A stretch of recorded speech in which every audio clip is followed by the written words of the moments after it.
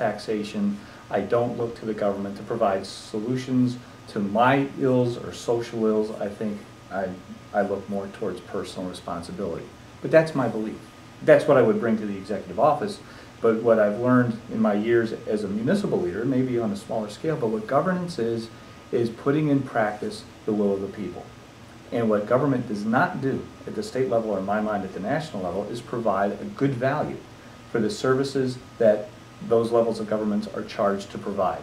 So if the will of the people, through their elected representatives, say that we want a bigger government, more taxation to pay for it, then what I need to do is my position would be is we'll make that bigger government as small as possible, but more importantly, we're going to focus on quality and value of service, not the bureaucracy of service.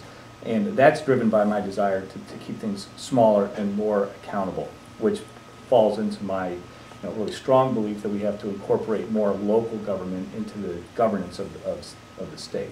You mentioned that you're for lower taxes, but a few minutes ago you also said, look, we're going to have to raise taxes somewhere to get this. Do you have an idea where, how much?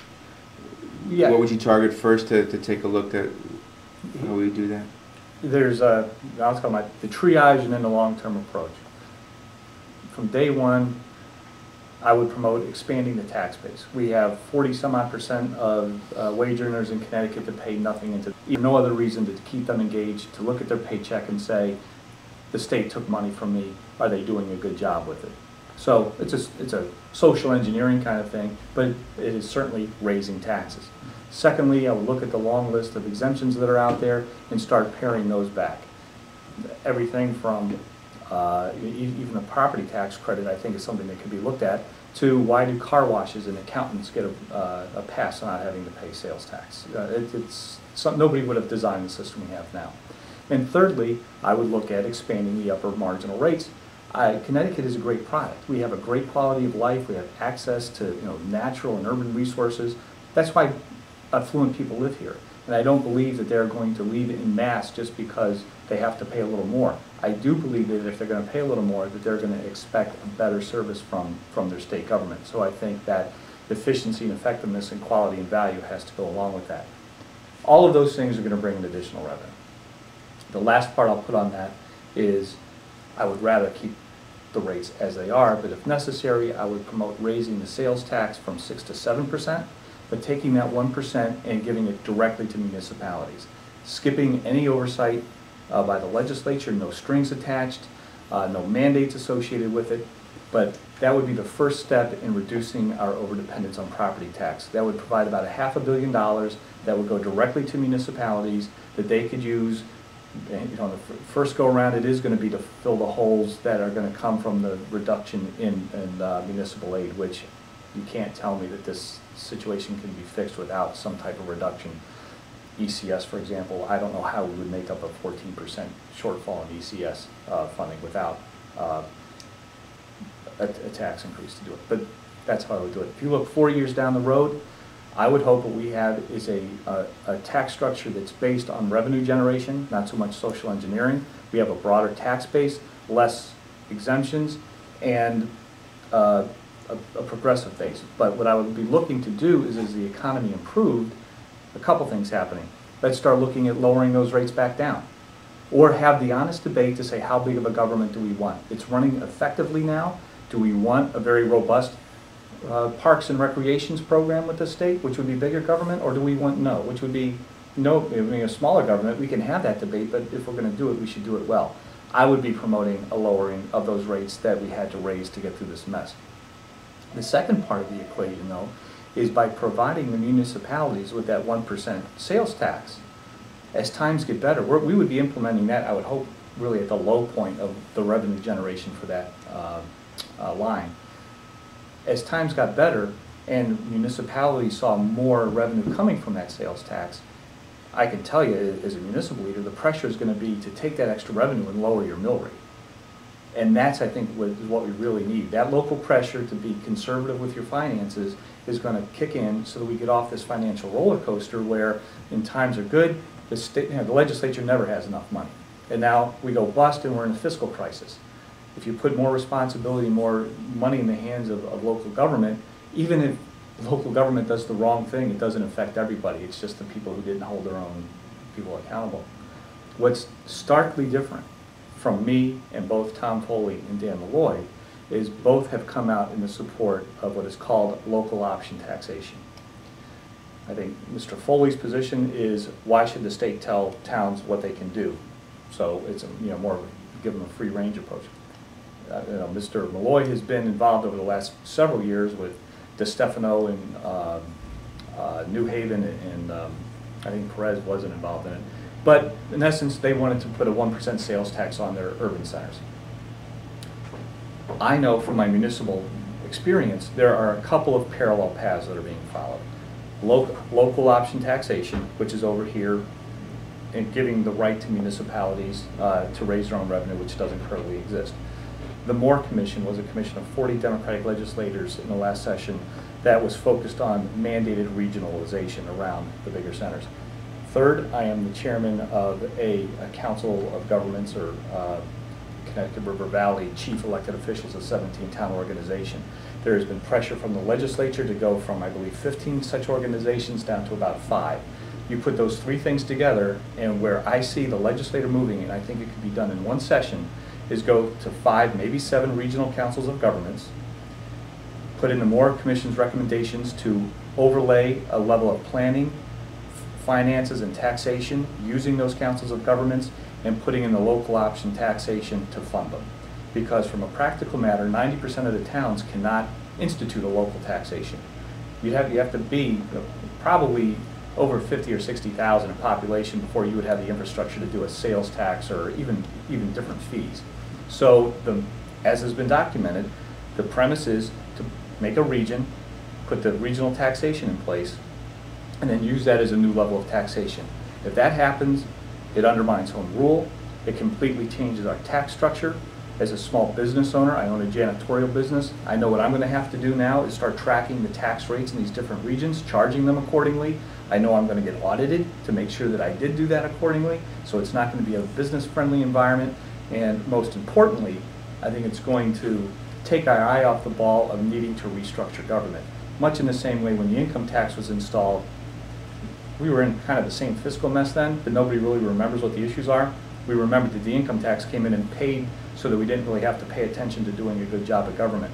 Adding this new layer of taxation may give us enough funds to continue on as we have, but it's only going to be a matter of, I think, a very short time before those funds would run out and we'd hit a wall as well. But in the meantime, we would have thrown out our most accountable form of government, which is, to me, local government. There's always been the argument that, and I'm going to play devil's advocate with you since you are a municipal leader. The argument is that if you give the municipalities a new source of revenue, you've had to tighten your belt. You've had to cut out programs. You've had to cut out services. And the first thing you're going to do is you're going to take that money and you're going to restore those programs and services. Mm-hmm. And the property tax rate is not going to go down. And then all of a sudden, once you get all those programs and services restored, then it's going to be the wants. I don't want that new playground. I don't want that new Taj Mahal school. You want to want this and that. No problem. We've got this source of revenue. We'll do it. And property taxes might have to go up just a little bit, not as much if we didn't have right. This. Where's that benefit? I mean, where's the guarantee to the average taxpayer that this course of action is actually going to stop the flow of taking money from my right pocket and then taking more money from my left pocket and paying 2 different people and still paying without getting any relief? Right. Well, it's incumbent upon the electorate to be engaged. There is no guarantee that your taxes are going to go down if people don't come out and be engaged. But the best place, or the most likely place for them to get engaged, is at the local level. And that's why you see budgets fail. That's why you see the growth in expenditures lower at the local level. But the convoluted system, here's where we are. The state currently has a number of revenue streams that come in, whether it's casino money or ECS money, pilot, LOSA, steep, whatever you want to call it. Each one of those streams has strings attached to it that doesn't allow a municipality to use it for what their priorities are. But secondly, they have never been funded with their original intention. So the legislature plays games with it. They use mandates to enforce what their agendas are without having to bear the burden of generating the revenue. That's what's happening already. And that's why things like parks and whatnot are being cut because there's already mandated programs being put on municipalities without an adequate level of funding. That's why my position of taking the sales tax, and I think you could do the same thing with income tax, sharing it directly from the revenue source without having to do all the bureaucracy in 169 towns to collect it, put it down in their hands. Now, however you do local taxation, whether it's through this regional mechanism or through a direct flow from the state down to municipalities, the legislature, if not held accountable, is going to use that new revenue source as an excuse to say, well, yeah, we had to cut this funding, or yes, we have given you another mandate, but now you can raise your own revenue.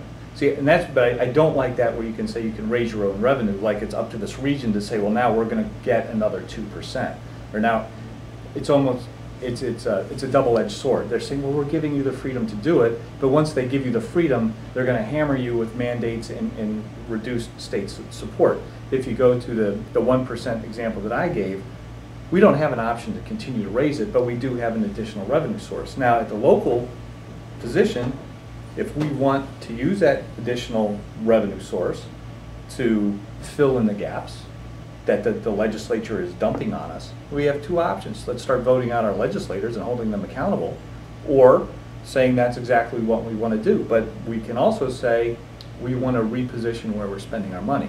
But it's a more likely chance that that discussion is going to happen locally. I mean, honestly, where we are right now is people are not engaged. They're upset with their government, and they are not holding their legislators or their executive officers accountable. At the local level, I believe they are. I mean, it's because you see them every day. There is accountability there. But frankly, if the electorate doesn't come out and start participating in the decisions that are made, we're not going to see much of a change. Well, let me talk about this accountability, because this has been one of my frustrations, and I'll admit I do not know Chester or that surrounding area, but I do know Eastern Connecticut. I hear every municipal leader say exactly what you just finished saying about what the legislature does and doesn't do, and what a burden they are. And yet every 2 years, every one of those municipal leaders is right there standing right alongside their incumbent, slapping them on the back, endorsing them for re-election. And you wonder, when you're running for re-election, it's their fault. When they're running for re-election, I got the greatest representative in the state of Connecticut. So when you say that municipal leaders are going to be more accountable, right. When do they stand up and actually start being accountable and say, no, I meant it last year when I said they're the problem? I can speak for the 17 towns that I represent, and I can tell you that you don't see that lockstep with our support. Our Senators Eileen Daly on the Bonding Commission, chairman of the Finance Committee. We're upset. It's interesting to note that Connecticut is generally considered a very liberal state.